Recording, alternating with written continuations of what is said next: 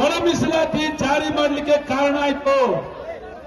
ನಿಮ್ಮ ಬನೀನ್ ಬಿಚ್ಚಲಿಕ್ಕೆ ನೀವು ನಾಚಿಕೆ ಪಟ್ರೆ, ನೀವೇನಾದ್ರೂ ಆರೋಪದಲ್ಲಿ ಪೊಲೀಸರ ಕೈಗೆ ಸಿಗಾಕೊಂಡ್ರೆ ನಿಮ್ಮನ್ನ ಬೂಟಲ್ಲಿ ಹೊತ್ತು ನಿಮ್ಮನ್ನ ಬಟ್ಟೆ ಬಿಚ್ಚಿ ನಿಮ್ಮನ್ನ ಲಾಕಪಲ್ ಆಗ್ತಾರೆ. ಆವಾಗ ಸರಿ ಅಲ್ವಾ?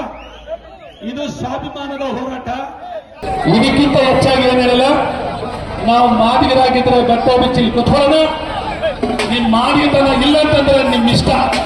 ಸೂಚಿಸುವಂತ ಎಲ್ಲ ಮಾದಿಗರ ಪರವಾಗಿ ಕರ್ನಾಟಕ ಮಾದಿಗ ಸಂರಕ್ಷಣೆಯಾದಂತಹ ವೆಂಕಟಗಿರಿಕೋಟೆ ಮುನ್ರಾಜು ಮತ್ತು ತಂಡ